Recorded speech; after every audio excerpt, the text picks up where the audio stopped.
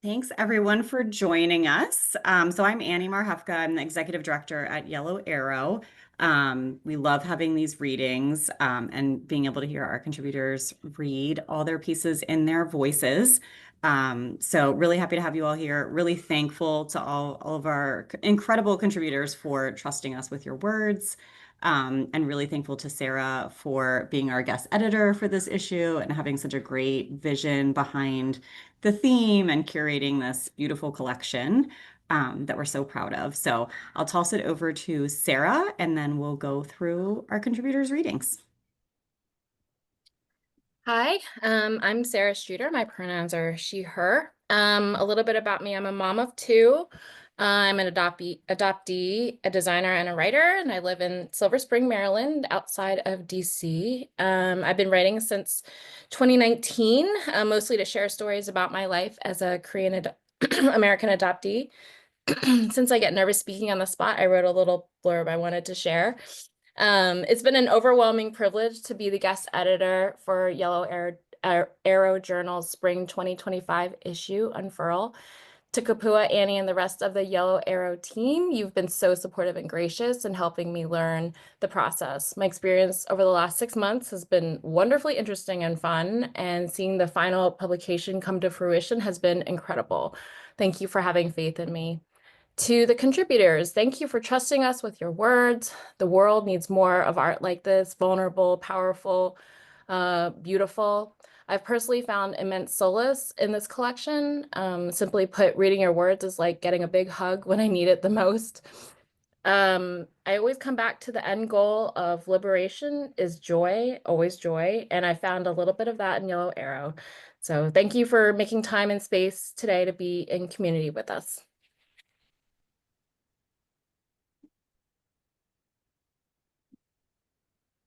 Hi, everyone. I'm Kellie Brown, and I'm going to be reading my poem, Fruit of the Spirit. This is my third time being a contributor to Yellow Arrow. Like many of my recent poems, this one describes my healing journey from a traumatic childhood. It speaks to my search for what is true and my desire for wholeness. Fruit of the Spirit. The truest nature of a living thing declares itself as it is plucked, strained, smashed, scarred. The lemon scraped for zest unmasks its crisp, acidic gist. The orange squeezed for juice spills its sweet, sunny essence. The coffee bean ground for brew bears its dark, nutty marrow. We are the same, drained, chafed, stripped, scavenged. We submit to the great unveiling, a betrayal, a benediction, the glorious among the grotesque. Thank you.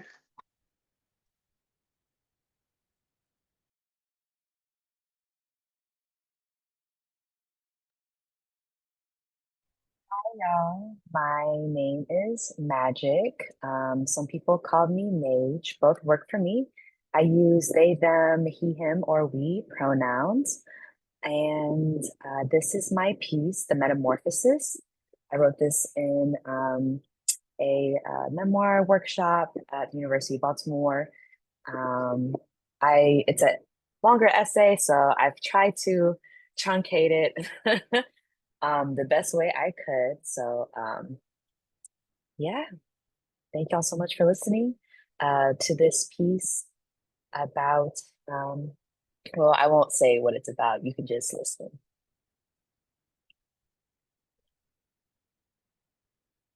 The Metamorphosis. I am 7. My father tucks me into bed the same way he always does. A kiss on the cheek, a hug, and the same little ritual spoken like a spell. Good night, sleep tight, the firm clasp of two pinkies making a promise to each other. Don't let the bed bugs bite. My shepherd face mixed lord and I were on the last stretch of our midnight stroll when we came across a funny-looking leaf. I felt compelled to step over it for whatever reason. Call it intuition, vibes, or just raw instinct. Just as I stuck out my foot to nudge it, the leaf gave a loud, frantic shrill. A bat! My eyes adjusted to its insignificant form on the pavement. It looked small and sad there, struggling under the park's dim lights.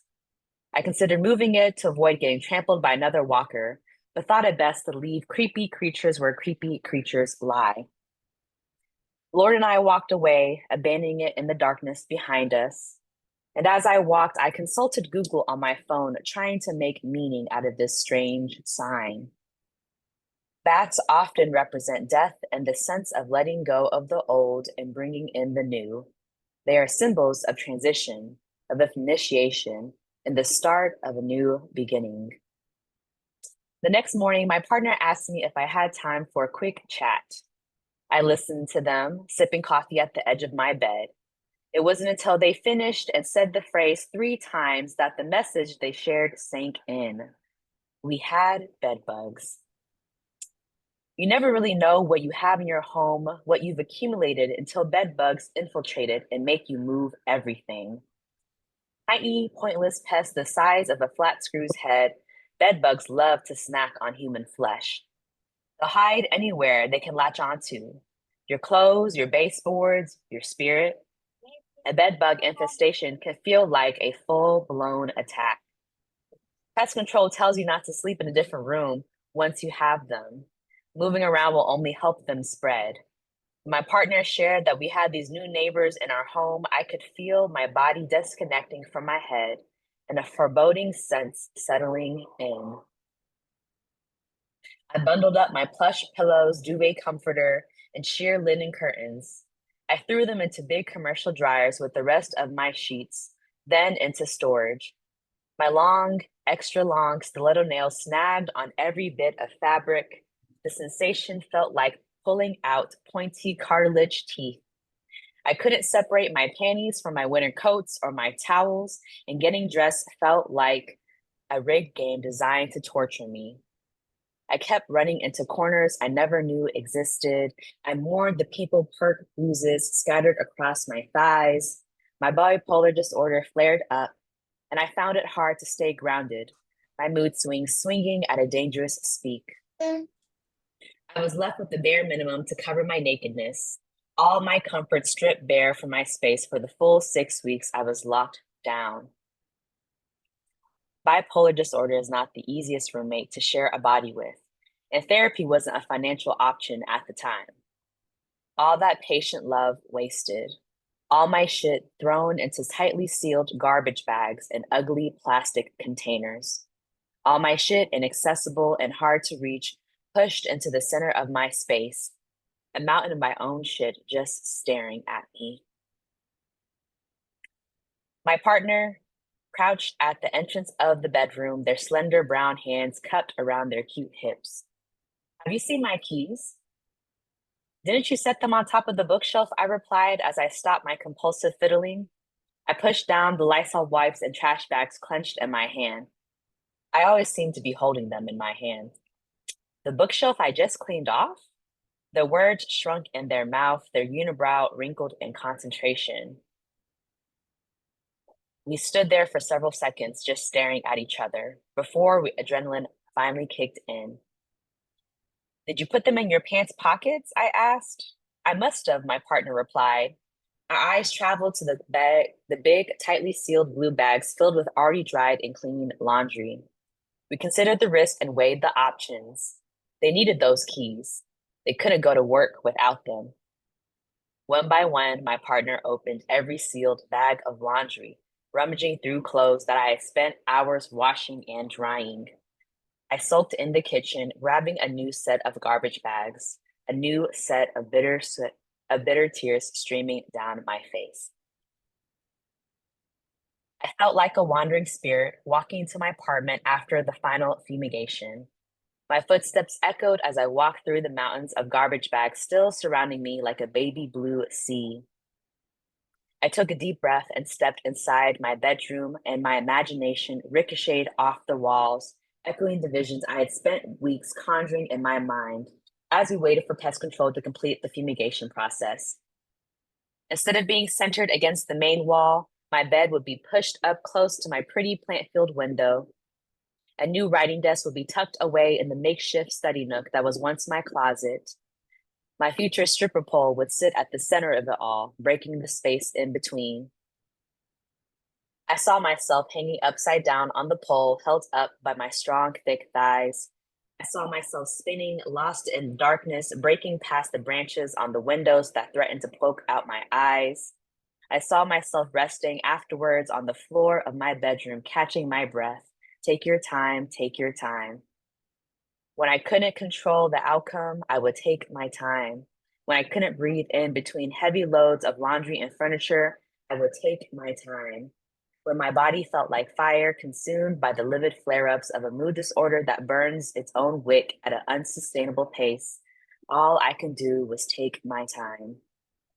I thought about that funny leaf, the bat that I saw before the bedbug catastrophe. A flying creature caught on the ground, struggling to see beyond tiny limbs stretched out in front of it. What could small flying creatures like us do after a life-shaking fall like that but take our time? A symbol of transition and initiation. I wonder what I look like now after everything. Hopefully transformed and free. Thank you.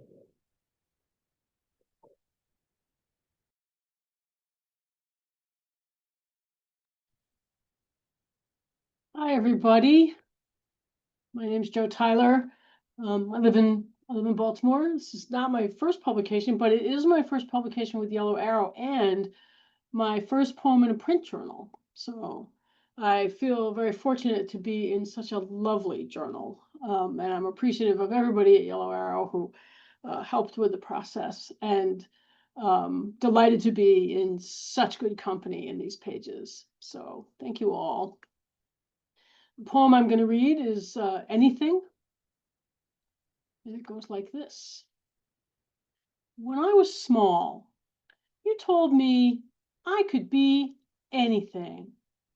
It wasn't true, but it was good of you to say and help me believe for a moment, so the world would feel like windows and doors unlocked, thrown open to strange vistas and mysteries, so that I would waltz across thresholds fearless and unfettered.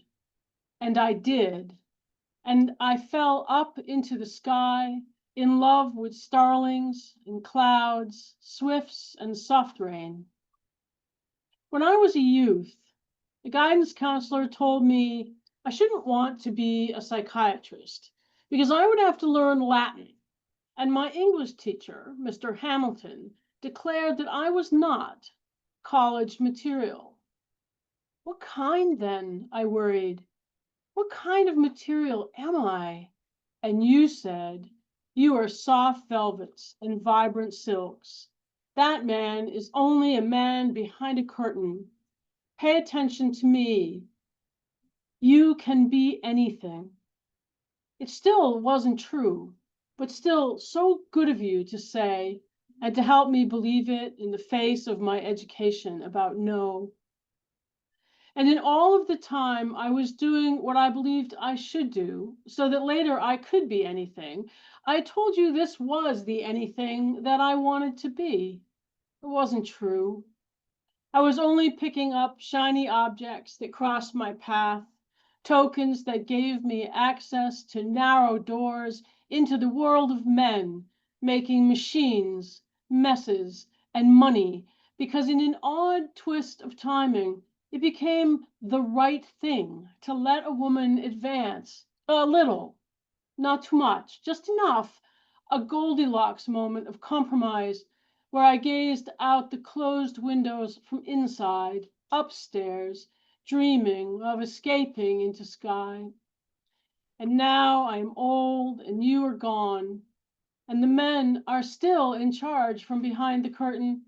but they have decided I don't matter anymore, and I can go ahead and be a poet and write in questionable rhythm to the percussions and strings that have been playing in my heart and head this whole time.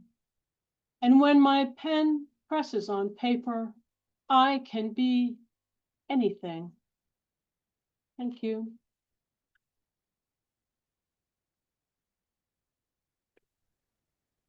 Thanks, Joe. That was beautiful.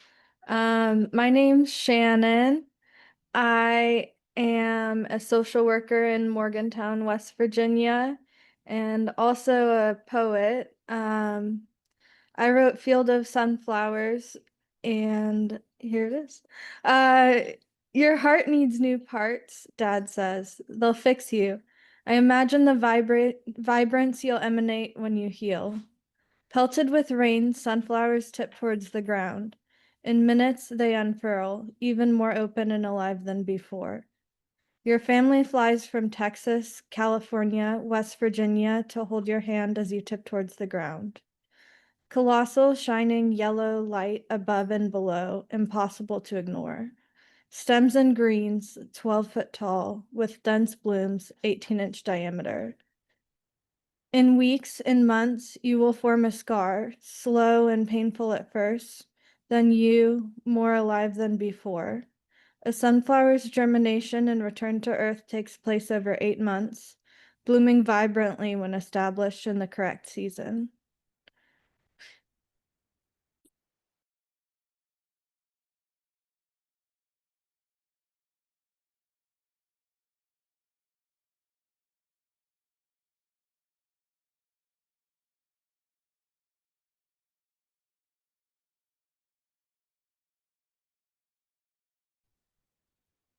Thank you so much, Shannon. Do we have Kat? Kat, I think, is on. Hi, my name is Kat, and I wrote I Have a Daughter Just Like You.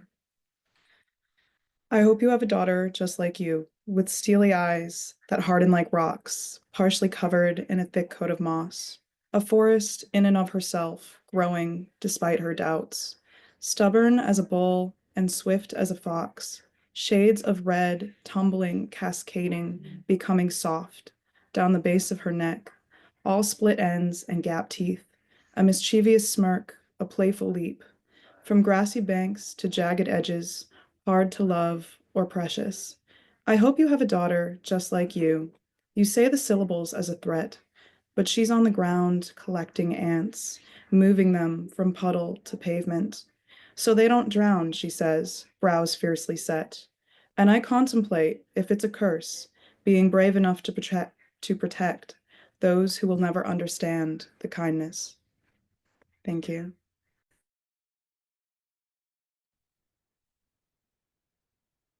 Thanks so much, Kat. That was beautiful. I'm not sure if Lindsay is here. Let's do a quick check because sometimes people join under other names. Is Lindsay here? Okay, we'll come back to Lindsay's piece. Gabby, if you want to go ahead and share Storm's recording. So Storm wasn't able to make it, but wanted to do a recording of their piece. So Gabby's going to share that.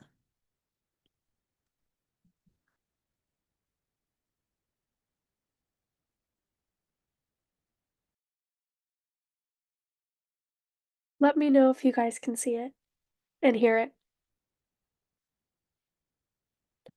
The hawk, boats. I listen to Gregory and the hawk, boats and birds.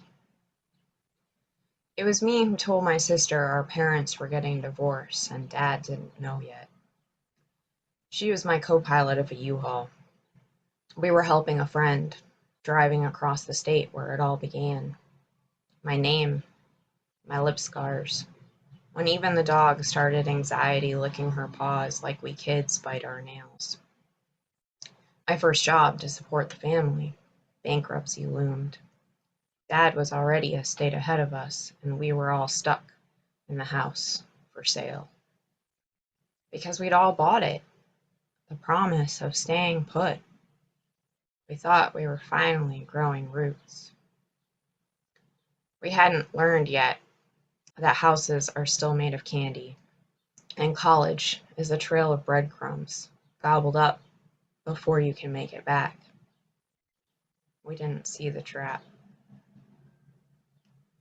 The man we'd bought the house from had a new wife. She'd wanted a fresh start. He'd bought the house with his ex-wife. They wanted a new place to make memories without the specter of her. It was at least 2 rental houses later, and I jumped states again, following those breadcrumbs, when the divorce happened. When my sister nodded through tears in the U-Haul and managed to get out, I'm not really surprised, but it still hurts. Because lack of surprise by itself changes nothing about everything else you feel. It just sort of smirks at it while all else rages on. But most of all, I think of when Dad realized that I knew first. Why didn't you tell me? Breaking down so completely, I feel that I should not tell you. I couldn't. An adult-sized me, scrambling to hug him and trying to climb into his lap. Stopping just short of punching the fuck out of my steering wheel on the highway in the dark. Even at probably 90 miles an hour, the most worn-out white dashes are brighter than breadcrumbs. It's been 20 years since that for-sale house with the broken driveway. Dad bought me a black t-shirt with a sports team logo. Storm. The exact kind he would have taken from me and destroyed when I was in high school. He called me, excited to see if I liked it. He still can't speak my name. With all the thousands of miles we've both driven now, to make it work, when we're in the car together, he drives. I'm still the baby rocked to sleep by the car seat. It's a lifelong journey. Building a self you can like, letting those you love grow up.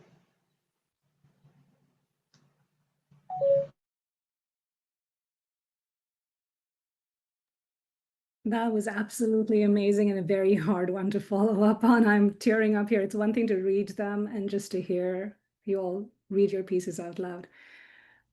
This is my first time here. It's my first time getting published ever. So this is huge for me and I am very nervous. I did practice my 3 minutes, but I think since we have some time, I will try to read a little bit more than those 3 minutes. I will try not to rush through it. But I did find a lot of my parts embedded in a lot of your stories. And that just felt so grounding, so validating, and just so fulfilling. So thank you. And thank you, Sara, for this opportunity. My piece is called In the Dark, Unbound, Unafraid. Her cries cut through the autumn night like shattered glass. I sit crumpled at the bottom of our carpeted stairs, 10 feet from her bedroom door. My forehead pressed against my knees, sobbing, gasping for breath. The cold hardwood floor makes its presence felt through my thin pajamas, and somewhere in the distance the Caltrain horn holds the promise of escape. My husband stands guard at her door, his shadow stretching down the hallway like a barrier between us. I haven't slept, eaten, or felt like myself in weeks, questioning everything I was, am, and becoming. I will myself to stay still. Just 5 more minutes? That's what the books say, what the pediatrician suggests, what every friend who has figured it out tells us. But her cries aren't fading. They aren't learning. They are breaking with the intensity of a raging volcano. And something inside me cracks with them. Through my tears, I watch my husband's silhouette, the weary slope of his shoulders, the way his teeth clench and unclench. He doesn't look at the ghost of the woman he once knew, sitting sadly beside him. His wife, the woman who once laughed at dinner parties, who fell asleep in his arms instead of curled around a nursing baby. The person he has spent the past 13 years loving. Where has she gone? He isn't cruel, just desperate to believe that a different way exists, where we can all get what we need. Sleep, touch, reassurance that we're not failing as a couple or as parents. Other Indian couples we know have seemingly mastered the sleep transition. Their babies sleep in separate rooms, their traditionally arranged marriages sail smoothly, and their lives keep turning. Why isn't it easy for us? Her cries continue to fill the house, and I know what she needs most. I press my palms against my ears, but her shrieks burrow deeper. They vibrate in my chest, echo in my bones, and stir something ancient and unnamed. A voice I didn't know I had rises from the deep, raw, undeniable, primal, unfurling like a fern after rain, reaching toward something old and true. The woman who has spent decades folding herself smaller, making herself fit, begins to stretch toward air. I stand up. After my daughter was first born, depression slipped into my bones like winter air through cracked windows. Unnoticed at first, then impossible to shut out. Some mornings I sat on the kitchen floor staring at unwashed dishes, unable to remember when I had last spoken in full sentences. The days blurred together in an endless cycle of vigilance, reading every food label, carrying an EpiPen, preparing meals from scratch that wouldn't trigger her 32 allergies. The simple act of leaving the house became an exercise in strategic planning. Birthday parties meant packing everything separately: cupcakes, snacks, drinks, wipes, lots of wipes. Each gathering outside our house was a reminder that we lived in a world that wasn't built for her needs. "This is too much," my mother muttered one afternoon, watching me scrub the blender twice before making my daughter's food. "In our time, children ate what we gave them." She said it so casually, as if survival were a matter of preference. Did she not realize or care that her granddaughter could die from an anaphylactic reaction? Later that same night on FaceTime, my mother-in-law added fuel to the fire while talking to my husband. "She had her too late, that's why. Now the child is too precious." Both of their words hung in the air like smoke, seeping into every corner of my already clouded mind. The weight of their judgment pressed against me like a physical thing. Don't nurse her at night. Don't carry her everywhere. Don't co-sleep. Don't skip the ear-piercing ceremony at 3 months. Don't let her eat meat.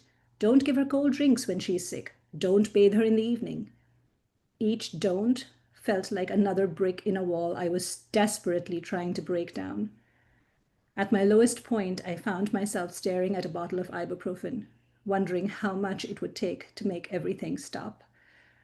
But even then, even at my darkest, my body knew better than my mind.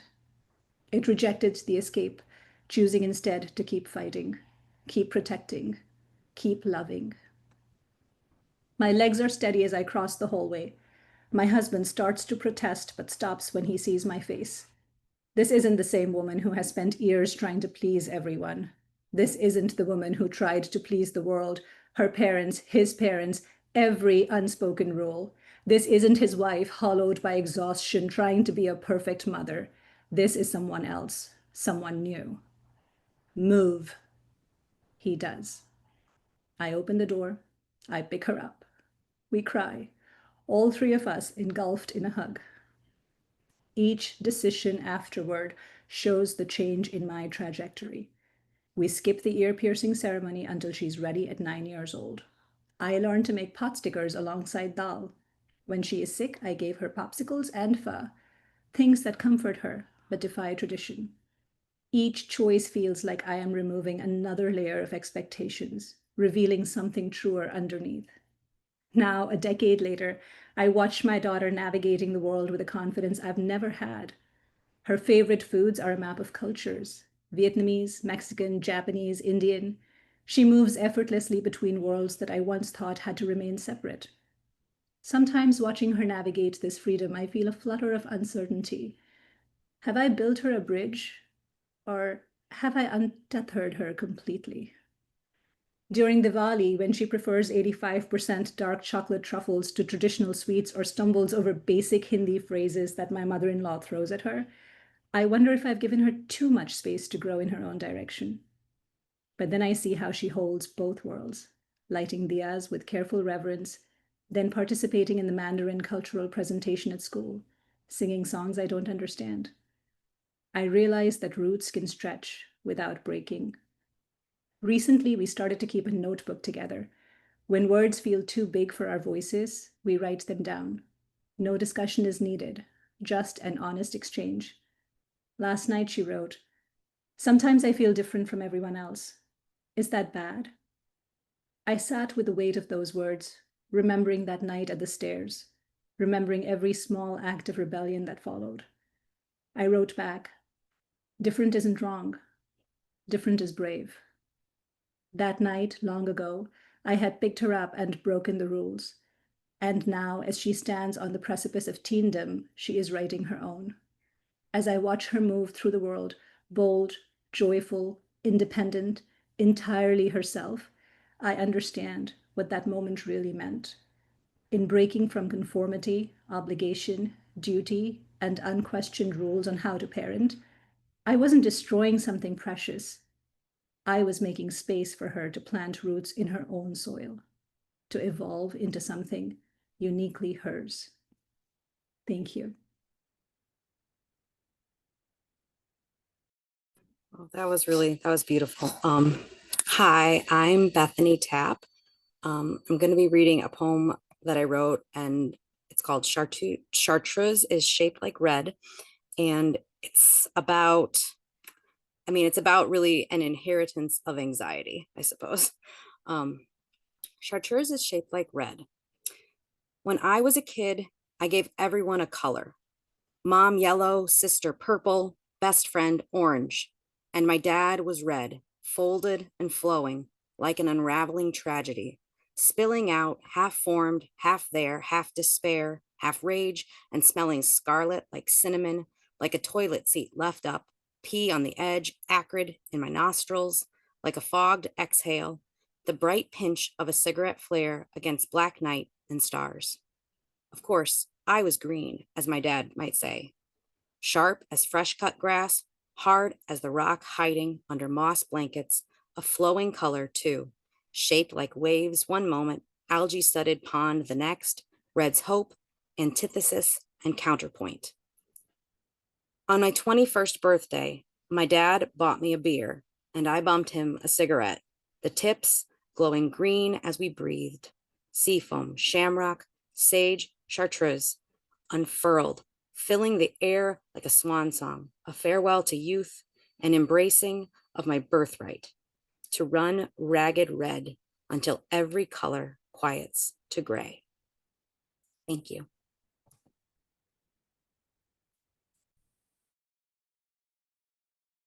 That was so beautiful. Thank you so much. I just really like to extend my appreciation to Kapua and Annie and everyone who's made this possible, and for all of you who are here today.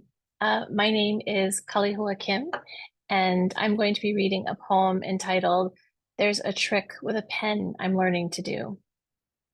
And it's kind of modeled after a poem and collection of poems by the author Michael Ondaatje, but his version is called "There's a Trick with a Knife I'm Learning to Do." So hopefully I'm a little more skilled with a pen than the knife. There's a trick with a pen I'm learning to do. I start at the head, work my way down my body. A full-length mirror helps. I fill in each scar, trace the raised white tissue so my penwork burns into my reflection. Most are connected to memories within reach.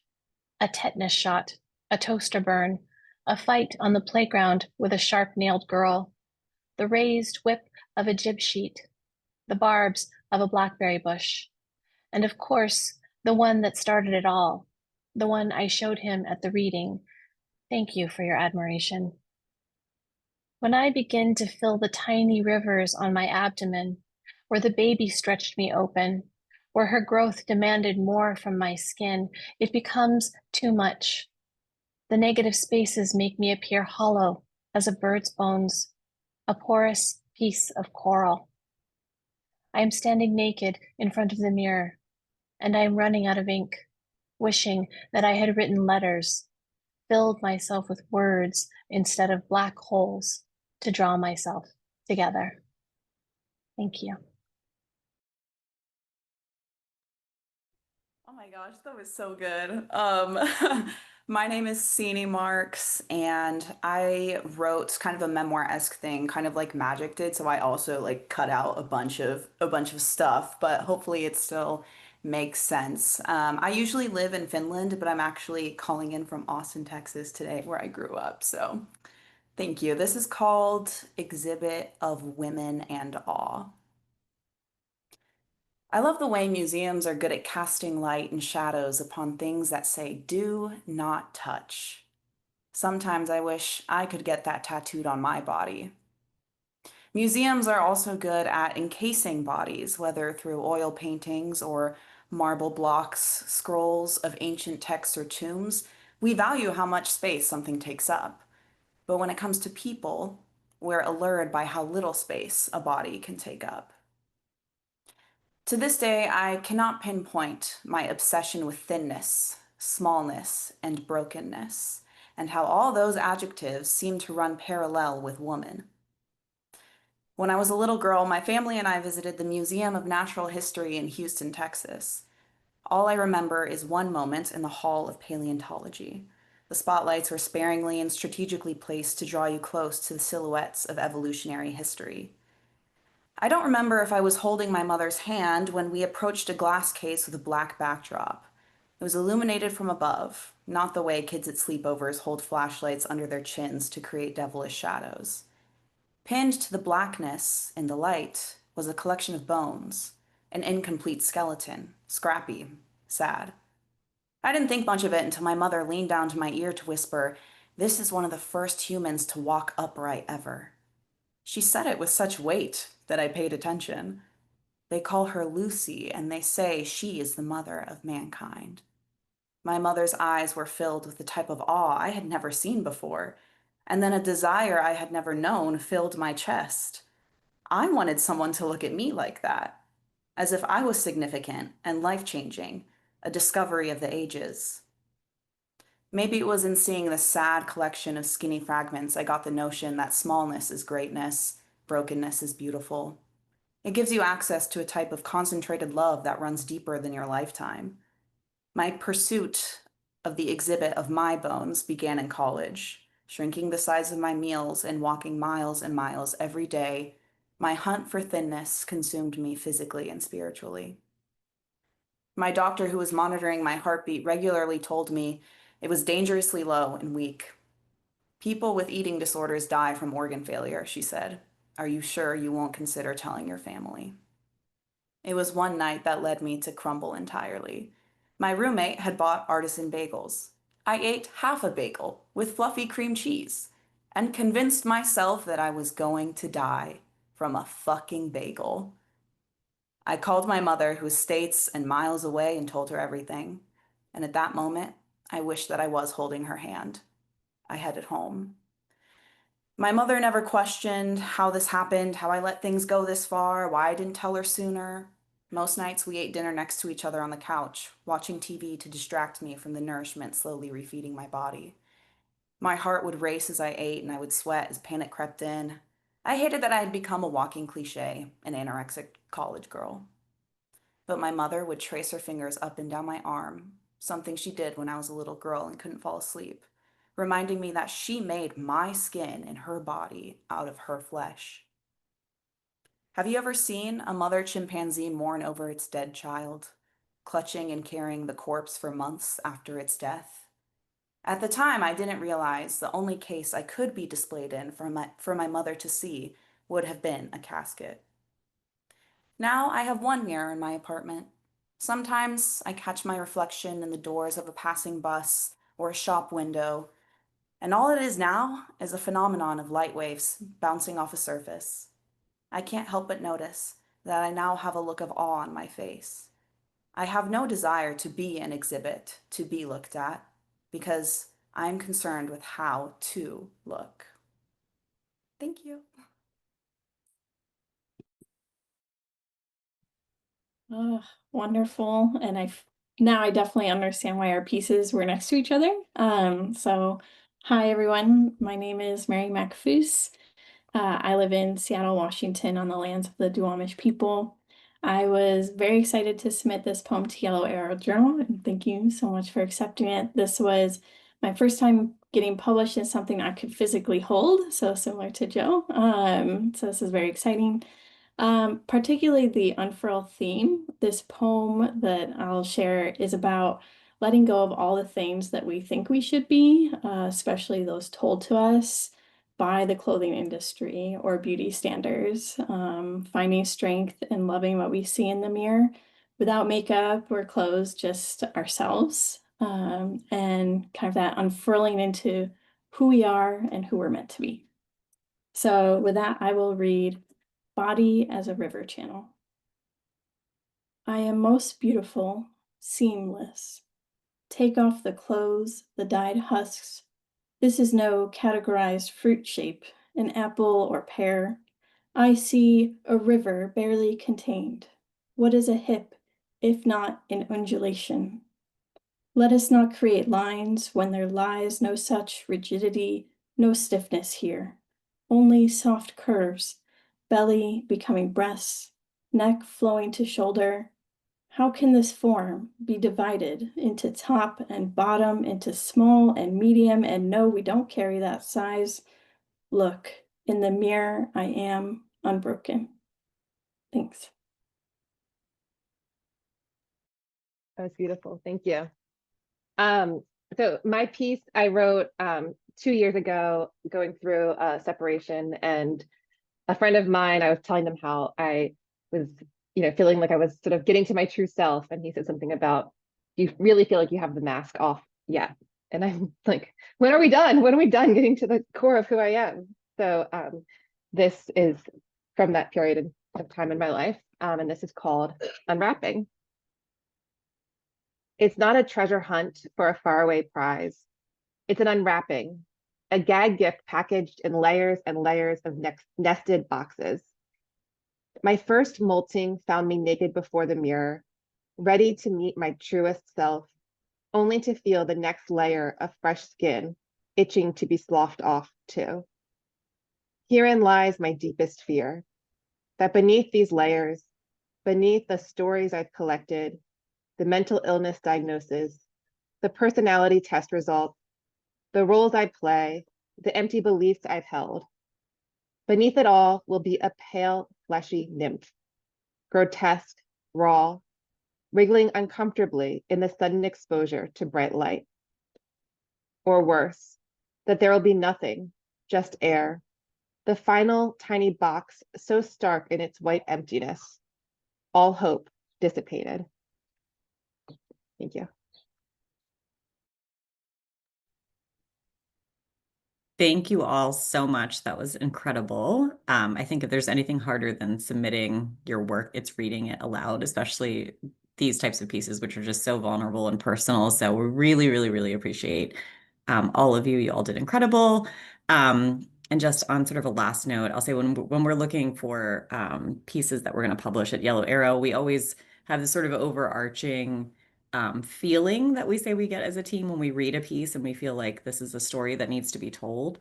And all of your pieces obviously made us feel that way, and hearing them read aloud in your own voices really just sort of reinforces that. So please keep telling your stories. We need them now more than ever. This was just really lovely and inspiring, and I thank all of you for trusting us with your words. Thank you. Thank you, all of you. Thank you. This was incredible.